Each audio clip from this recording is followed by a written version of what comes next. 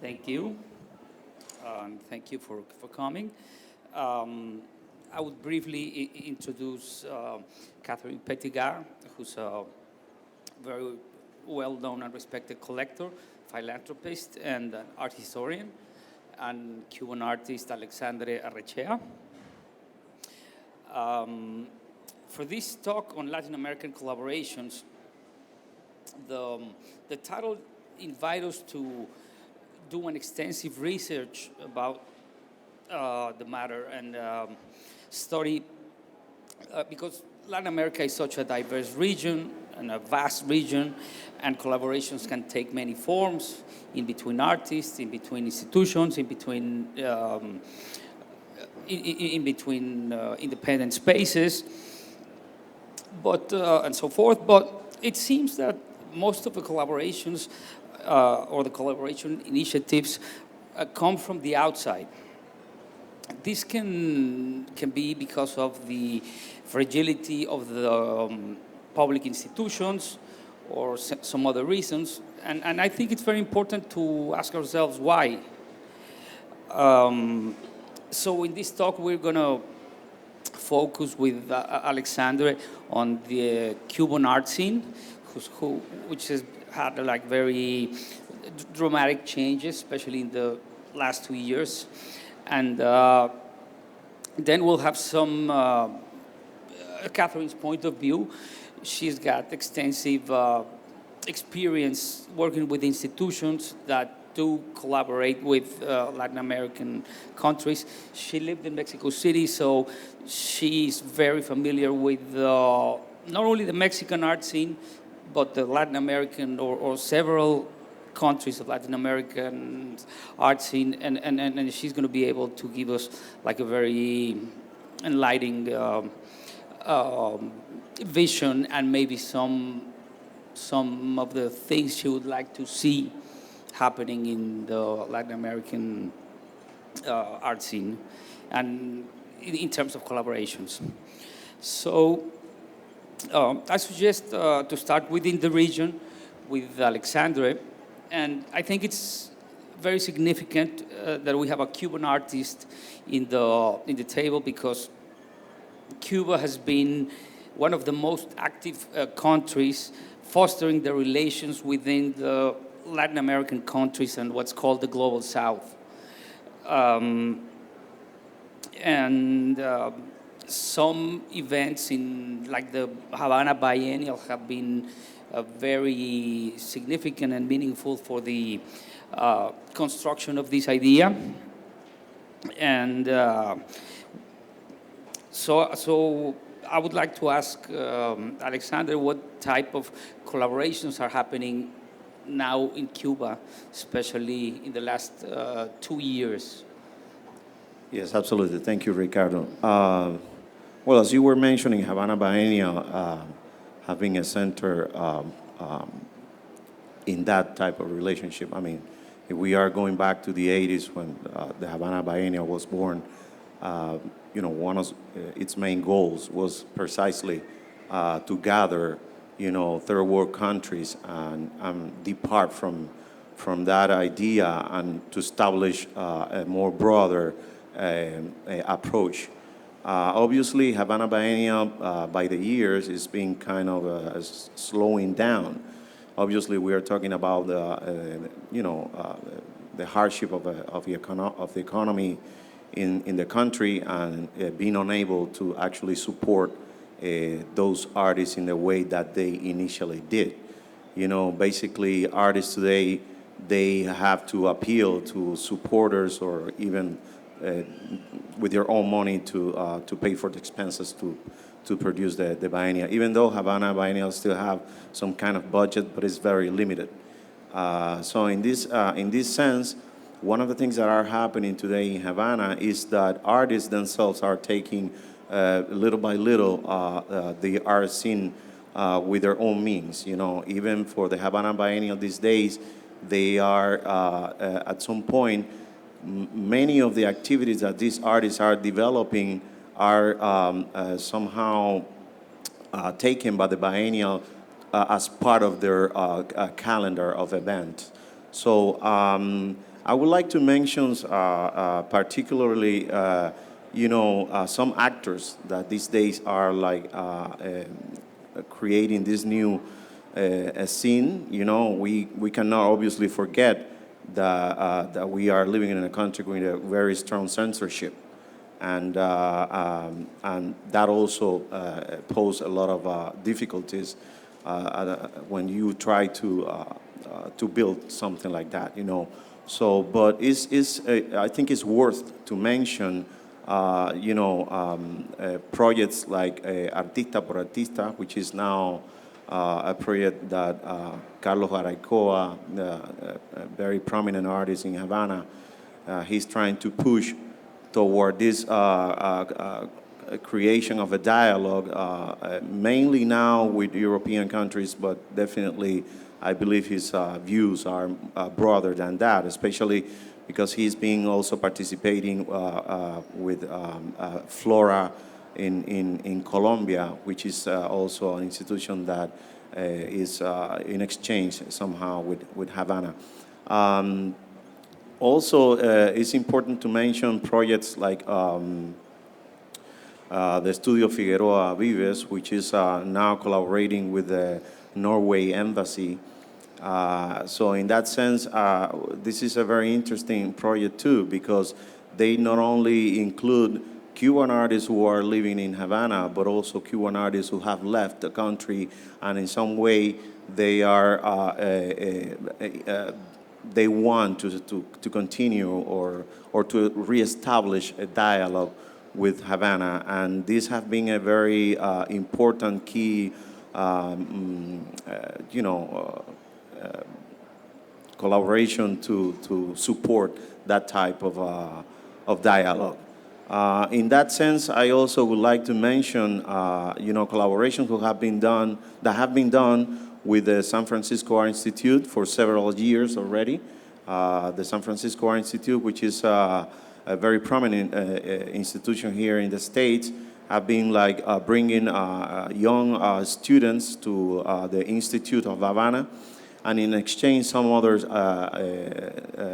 students from Havana, they travel to the States in order to establish this exchange. I could be mentioning some other actors who I believe are very important, but those three so far for me are very interesting, because then you have the young, let's say, entrepreneurs that are are creating their own spaces right now in order to promote Cuban artists from the island, and not only from the island, artists who live from abroad, that are visiting the island very often, and it's becoming also a focal, place to promote the art of these artists. And this is the case of a gallery known today by El Apartamento, and which I believe is very interesting, because they also are now, to mention something recent, they just participated in Art Bowl, art fair, which is a very important art fair in the region. And I believe that for a young galleries like this, who represents the El Apartamento, this is a great opportunity to establish a dialogue that I believe is very limited. Obviously, we have the lack of dialogue, the lack of resources to make possible for more people or more artists to travel and to establish I don't know, even, could be fellowships or any other grants that are very limited, because this is the issue with, in the case of Cuba, that, as you probably know, Cuba have been isolated for so many years. So to try to establish a dialogue, the first thing is to learn. And I believe, or artists in Cuba are learning right now. It's a moment in which, new actors, like, and I have to mention one thing that is happening right now in Havana, which is the fact that the Gallery Continua from Italy is right now in Havana. They gather a few Cuban artists, and they are bringing their regular artists exhibiting in Italy or China to Cuba. And I think this is a very interesting moment in that sense, because even when it's very controversial, the fact that this Italian gallery is in Havana, this gallery is helping somehow to teach how an art gallery should function, and that, as a gallery, obviously, but also as a cultural element. This is also making it more diverse. Even when we don't have, at the current time, local galleries private owned, we are talking about state-owned galleries, and this is an important thing also that it should change in order to to actually walk forward. I don't know. I would like to stop at this point because I want you to to establish it more like a dialogue and less than my own vision of what is happening right now in Havana. I see and I've heard that the art scene it's very active, and there's one concern, and this is in which way are these collaborations working, because they can work in two directions. Are they working in order to take Cuban art to foreign countries, and promoting Cuban art in the art world, or are they working to establish a dialogue with the Cuban population? Well, that is very, to establish a dialogue with the Cuban population is more complicated. But that's obviously the main goal for many of these. I was mentioning the fact of learning, and right now, since we all know the art world have changed so fast, and we are more concentrated into what happened in terms of selling, our fairs like we are experiencing right now. We don't have that. Cuba doesn't have that. So still, there is this desire to still continue talking about art, and talking about art in order to establish dialogues not only with the native population, but with what is happening outside. I think in this sense, there is obviously a focus beyond the borders of the island. There is the need, I think, in that learning, in establish a dialogue that goes beyond the borders of what is happening in Cuba. And in this sense, I see that the work of these actors right now is precisely to let other peoples know what is happening in Havana, but at the same time, what is happening outside of Havana to bring it to Cuba. So in that sense, that's what I was mentioning, like, for instance, the fact that the Estudio Figueroa Vives not only is focusing in presenting some artists who live in Cuba, but they are also interested in bringing other artists from around the world, and European artists, Mexican artists, Latin American artists, and United States artists. Either they are Cubans who live abroad, or foreign artists who are interested in to establish a dialogue with Cuba specifically.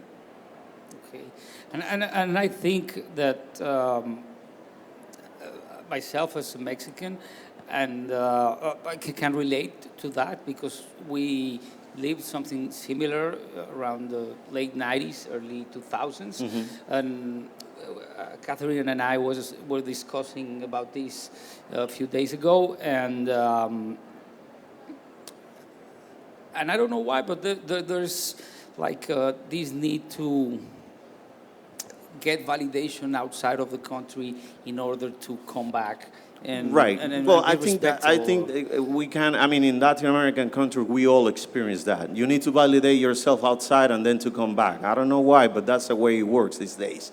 You know. There is a term for it. There is a term for it, which is el malinchismo, no, after la malinche, but maybe you're better placed to explain that, Ricardo. No, but I have to mention, for instance, because I was mentioning in the beginning, the Havana Biennial, which, like the initial goal have been changing slowly throughout the years, but I still have some, the core still is interesting because, I don't know, mentioning Latin American collaborations, the last biennial who invited Mexican artist, remind me his name, Gabriel Orozco. It was very interesting because Gabriel basically dedicated most of his time to establish a dialogue with students from the Art Institute. And I believe his presence there definitely is pushing forward that sentiment, not only of being validate through the presence of a very well-known artist to validate what is happening in Cuba, because he considers that was interesting to establish an exchange with those artists. But also then you have, as a result of that, the fact that he later select one or two artists to later exhibit in a gallery that he worked with in Mexico. And that type of thing obviously is a very, very positive thing. It's not something that happen very often, I have to say, but definitely there is this desire to establish this type of dialogue. And one thing that is happening is that now artists in Cuba are not waiting for a permit from the government for that to happen. They are taking those initiatives by themselves and try to establish and find a way to build that. And I think that is something very interesting that is happening. Hopefully, in the future, those structures that will allow artists to develop in a more strong way these ideas, eventually. But, we are still living in a moment of uncertainty, very difficult moment in the Cuban history, in their more recent history. But I believe that even those slight, or I don't know how to say that, but those tiny moments are meant to be greater in the future, I think. Well, society is moving fast, and Cuba can't ignore that. And it's Cuban society I don't know. will move fast.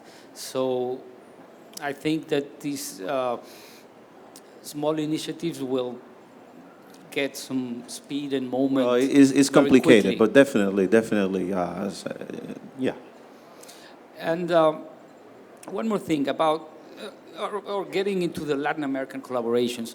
Do you see any strictly Latin American collaborations happening in Cuba now? Well, I have to mention that, mostly, Caribbean countries, even when this dialogue is complicated, it's happening. It's happening. Guadalupe recently opened a show who invited two Cuban artists, included myself, in order to actually promote what is happening in the region. And I'm mentioning the Caribbean countries because even when we are closer, as part of a group of islands, we are really apart. And the fact that eventually this type of, Trinidad and Tobago also, who generate projects that invite Cuban artists and the opposite way. But this is something that is happening, but not as much as we wanted, obviously. But still, this type of dialogue is, once in a while happen, Okay. And Catherine, it would be very interesting if you could share with us some of your experience with collaborations within Latin America or within Latin American institutions, and then maybe you can you can try to help us visualize some possible collaborations that can happen within the Latin American region. Single-handedly. Yes. Well, thank you very much, first of all, for having me participating in this, because, of course, I'm French and I feel a bit of an outsider in this whole debate. But I think that the first point to raise, first of all, I think, is perhaps to remind everyone that talking about Latin America as a coherent entity is problematic. And this is perhaps the root of the frustrations that I sometimes experience in terms of thinking of collaborations between Latin American countries. I think, Alexandre, you've spoken mostly about collaborations between Latin America and the outside of Latin America. And I think that perhaps one of the reasons for that is that I think I see from the outside Latin America still being very fragmented. And perhaps this is a legacy from the colonial structure of Latin America, and perhaps, of course, Brazil being conquered and controlled by Portugal, and Spain trying to make sure that each of the countries remain quite separated, perhaps to prevent any sort of a common uprising. And so I think that sort of original fragmentation is still quite visible in terms of the art, in terms of the lack of collaboration. Well, what I experience is that I find that there is perhaps a lack of interest both from institutions and private entities.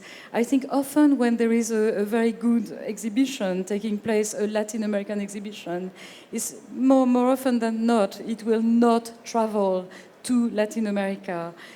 So when it's a global Latin American exhibition, I'm thinking perhaps of an excellent exhibition that just took place under the same sun, the exhibition of the collection of the Guggenheim that Pablo sort of brought together, Pablo León de la Barra, and curated.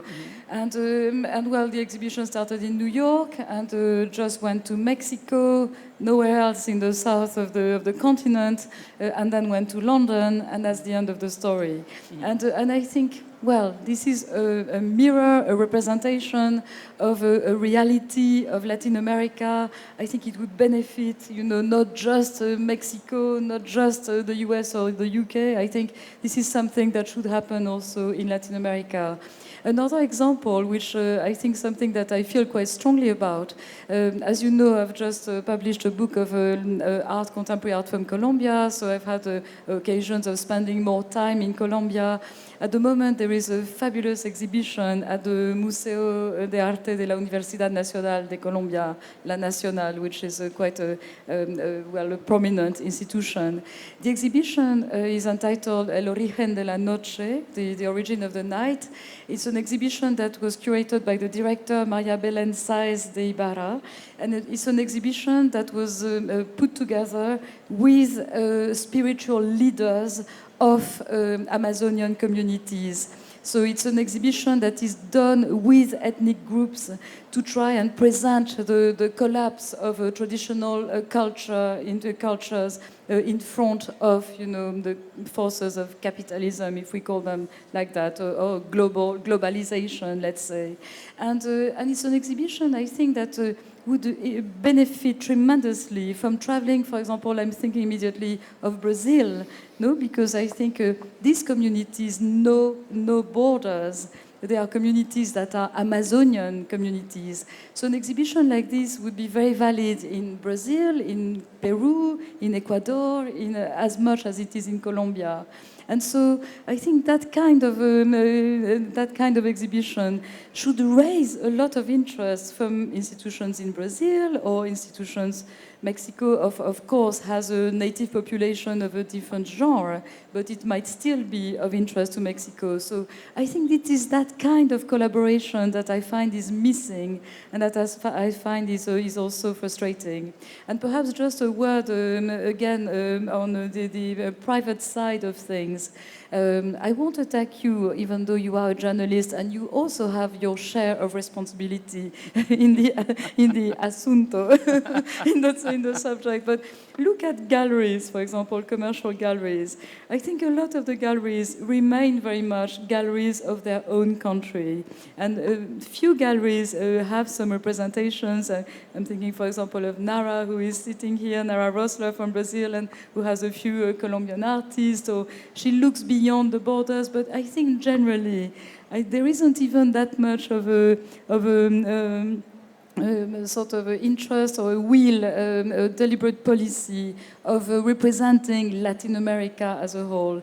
You often find that galleries outside of Latin America tend to have more that global approach. And so I think that's the issues that I see. I don't know if you want me to talk about some of the options to deal with this, but maybe that's for a later conversation. I think the work in between Latin American institutions would be very beneficial. Absolutely. Not working? Yeah. You have to talk close. No. And in the case of Mexico, we have the MUAC, who is making a point around this global south part of the world, and is collaborating with some institutions, but not yet with Latin American institutions. They're collaborating and showing artists, Brazilian or Colombian, but they're working more with, let's say, Museo Reina Sofia or some other European Yes. institution that's making the exhibition and then selling it to Latin American country. So one thing that I would like to see, and that's like, is a Mexican or a Brazilian or a Cuban museum producing an exhibition and selling it to the Latin American. Well, I would like to mention, now that you mentioned Brazil, because this is obviously the main actor, from my point of view, in Latin America. And I would like to mention on a specific, organization, which is Arrechea, who works in collaboration with the Banco Central de Brasil. And they have been generating in the last few years several exhibitions that are very important. Among them is the project, an exhibition of Wilfredo Lam in Brazil. But currently they are doing a big retrospective of the work of Los Carpinteros, which is a traveling show that is going from São Paulo, Minas Gerais, Brasilia. So in this sense, I think there are a few people thinking in that way that are really playing the ball to make this dialogue something big, because the fact that this exhibition of Los Carpinteros, which is a traveling show, is already, they are doing an amazing work with the media, and everybody knows about what is happening down there. And in exchange, obviously, hopefully that show will travel to other countries. But I thought that was interesting to mention that, because it's a collaboration that is happening right now, and I think it's important to mention that. Sorry, and I think it's sort of unique. I Oh, don't know if absolutely. you agree with me, but it's rare, and I would like It to is. see that happening more. It is. Sorry. But it's important to mention it, you know. Yeah. Totally. Yes, no, I think this is definitely a very commendable initiative, and I think it's wonderful that at least this is happening. But perhaps this is also a sort of a missed opportunity for doing another exhibition that would be more ambitious, maybe to think about Afro-Caribbean identity throughout Latin America.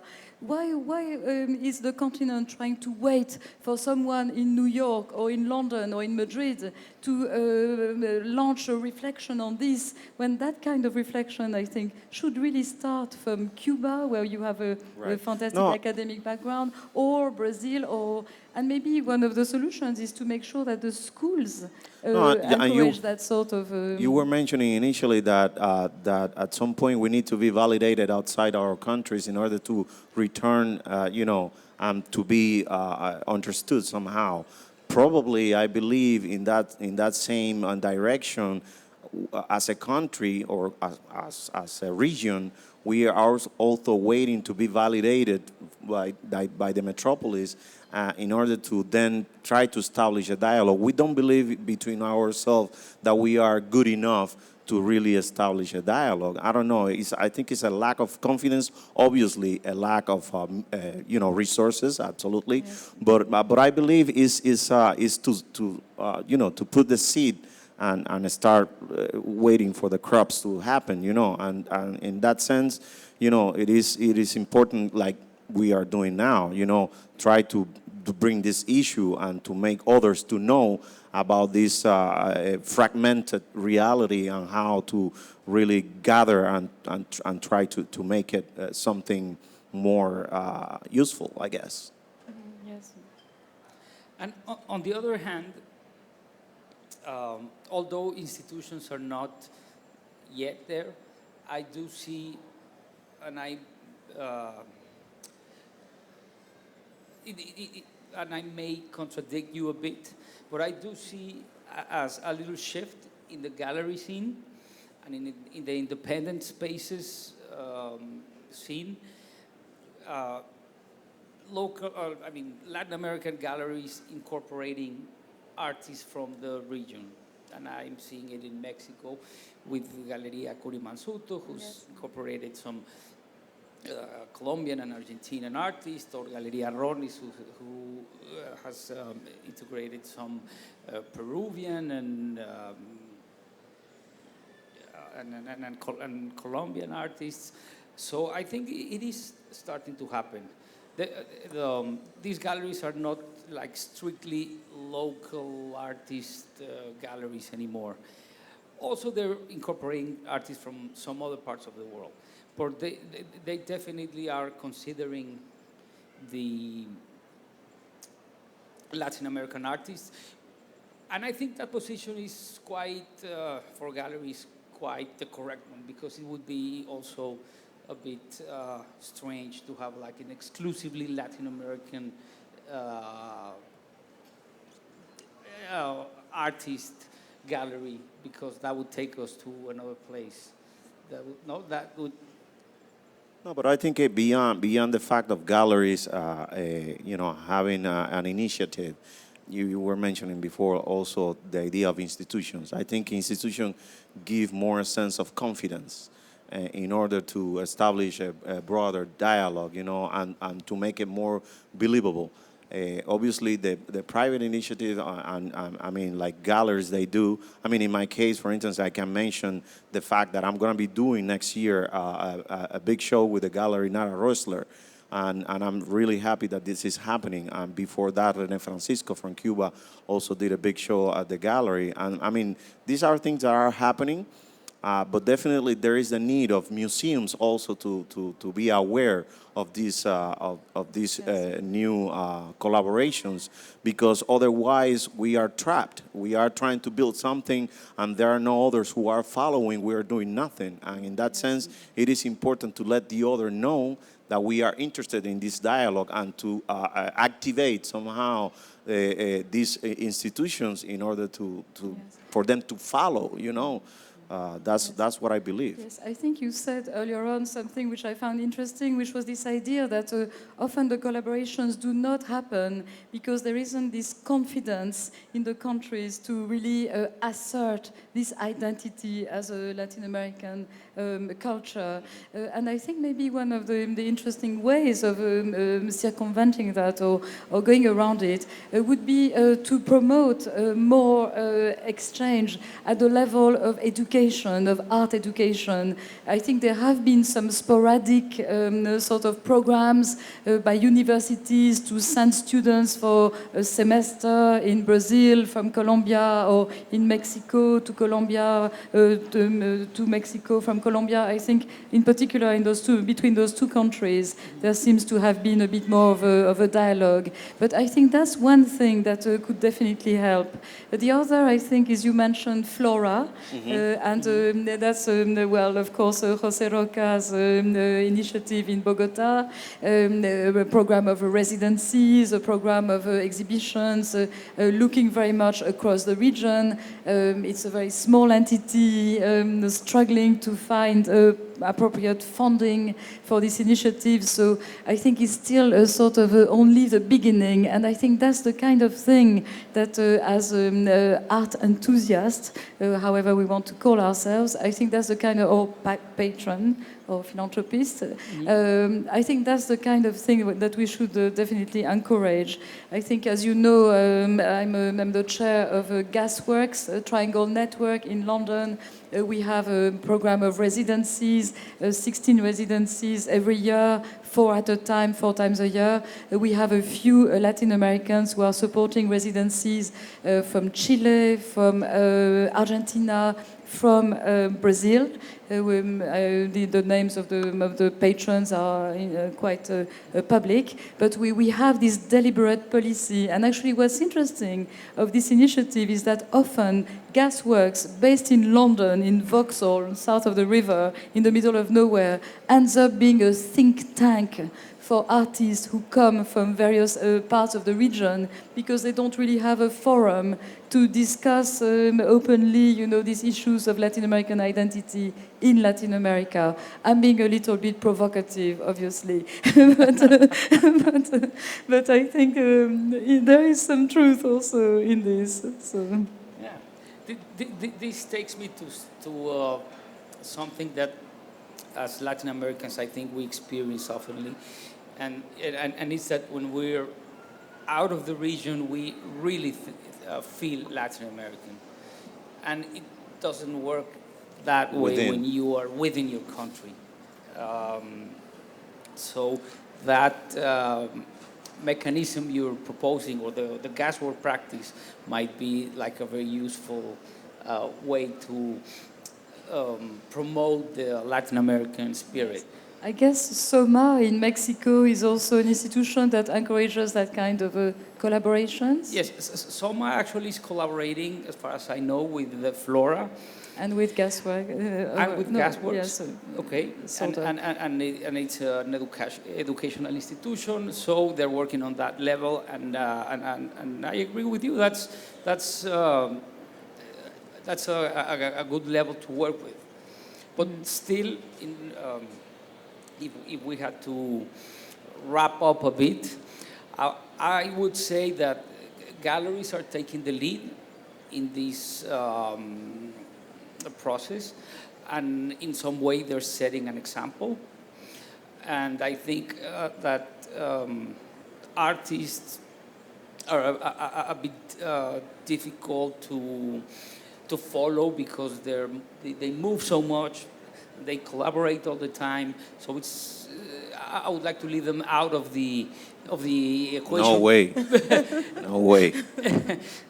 Just because of the difficulties to follow them, but galleries are taking the lead, and then independent spaces and some educational institutions are also keeping pace, and the institutions are reacting slowly. But I think they will react, I hope. Yes. I don't know if you have something else to say, or if we can open for some questions. Yes, we could open. Yeah, no, go ahead with questions. Otherwise, we can be here forever. Hola, Alex. I am a student, and I'm curious about your experience having studied in ISA in Cuba. I studied abroad there one semester, and I was just wondering how you've seen that institution evolve and just the government's support in general for the arts in Cuba. If you can comment on that. Well, ISA continue being, the main institution for artists or to graduate artists in Cuba. It's not a secret also that, the institute is having a lot of issues. The economy in Cuba obviously is pretty bad, but at the same time, there have been a period in which students, they immediately become professors of the institute, and there is not a reoxygenation of the professors, and in that sense is quite sad, But still, is the main institution in Cuba to graduate artists, like I was saying. But also there is something that is happening, and I'm always quite critical with that, and it's the fact that today many collectors are allowed to visit the institution, and somehow they are buying the art that students are, doing at the institution, and and it creates a lot of confusion. It creates a lot of confusion because artists, they are not even graduate, and they are still, in the preparatory terms, and they are selling their work at high prices. No one is controlling that, and it's not only about control, obviously, but it's about to maintain ISA as an education center, and that is the main goal, obviously. But this is kind of weird at this time. So, but still, is ISA continue being the only institution in Cuba for artists. I don't know if that answered your questions. Yeah. Hello, buenas tardes, Pablo Zúñiga. I work at the Organization of American States at the Art Museum of the Americas. And some of you might know the Art Museum of the Americas in the 40s, bajo José Gómez Sicre, started Latin American art, and the AMA is relatively not very well known today.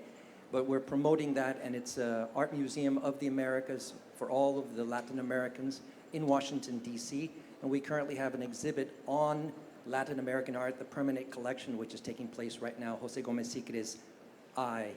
And my question to you has to do with the fact that we Latin Americans used to be only maybe 5% of the population in this country, and now we're about 17%. And so how is the diaspora and the increase in population and the wealth of the diaspora having an impact on the collaboration? One question. And two, is the collaboration between countries or between genres? Is there more collaboration between styles of art or between the countries?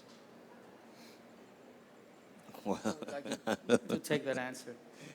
I think maybe as a collector and patron of several institutions, perhaps I can answer partly your first question. I think that the repercussion of this increasing portion of the Latin American population, of Latin American descent in the US, has been a very dynamic response from several leading institutions in terms of establishing Latin American collections. I think it has certainly been the case with the MoMA that has built an important collection of Latin American art with the backing of the great collector Patricia Cisneros in New York. Certainly the case of the MFA in Houston as well, under the curator Mari-Carmen Ramirez. I think several institutions have responded very dynamically to this population and to trying to represent the culture a bit better. Of course, it's always problematic to believe that the Latin American public will want to see Latin American art, but I still think that it's incredibly important that Latin American art is better represented in the leading institutions of this country. I live in London, at the Tate Gallery in London, where I've been part of the Latin American Acquisitions Committee for for 13 years, we've also contributed to build a very important collection of conceptual and modern Latin American art, which I think is also very important for the image of the region outside of the region. And I don't know if you want to answer the second question, Ricardo. Well, the question about styles, it's a bit difficult to answer because it's becoming harder and harder to identify or classify styles or types of art. But in the other side, we as Latin American countries, we do share some history, and we share some colonial past, and we share some economic instability, and that shared moments do tend to make art at some point speak about same subjects, or maybe even take same kind of materials. Yes, So in a way, you do. I mean, it's possible to identify a Latin American work. Yes. Not all the time, but Yeah. but yes, it can Maybe be. I could add something a bit more specific about this. I think talking about what is going to happen in Los Angeles in September 2017, a Getty initiative that is called LA Latin America for Los Angeles. This morning I went to listen to the presentation of one of the leading exhibitions for that program that is going to take place at the Hammer Museum in Los Angeles, Radical Women, an exhibition curated by the Venezuelan curator Cecilia Fajardo Gil. And in fact, she's looking at Latin American women in the 60s, 70s, and 80s who were dealing with conceptual art, trying to deal with the repression in the region at a time where there were dictatorships in many countries in the region. And she's presenting 118 artists who were all having a very similar practice in their very different scenes throughout the region. And I think maybe you know there is a genre that was prevalent in the whole region, and perhaps that justifies this global approach from that point of view. I don't know if you want to add anything, Alexandre. No, I just wanted to mention, this recent exhibition, the Under the Sun, that happened at the Guggenheim. Under the same sun. Under the same sun. Of course. So, this is a very, that's a key moment, I believe, in order to talk about confidence that we were talking before. The fact that this exhibition, concentrate, actors or artists from Latin America who are right now on the spot, I believe it is also paving the way to establish a more ample or broader acceptance by other institutions, I think. There is one more question. One more? I'm not in the field of art, but many of the things that you say apply in many, many areas when you talk about not having the confidence to believe in the value of your work as recognized by your fellow compatriots, which makes me think, are there problems because most of Latin America has a language in common, and even if it's not the same language, like Portuguese and Spanish, you can pretty much understand the other one to some extent. At least I can. I'm just wondering, is the fact that there's this commonality making it harder to go away somewhere else and,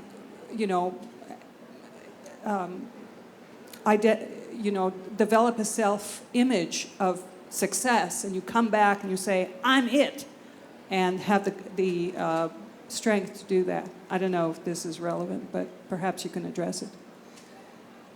You wanted to take that?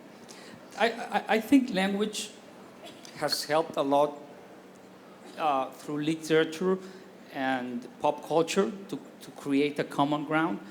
But for visual arts, I'm not sure if this has happened. But one thing that I would like to propose to close this table is that these nationalisms on the rise, especially in Europe and in the US, these collaborations become urgent. Yeah, absolutely. Well said. Absolutely. No, I agree Couldn't with agree that. more. I agree with that. Okay, well, I want to thank Catherine and Alex and obviously Maria and the institution for inviting us. Okay. Thank you. Thank you, everybody. Excellent. Also, we have a policy here. Don't ever leave an art fair without a book. We have some very nice books right outside, and there'll be some signing as well. Thank you.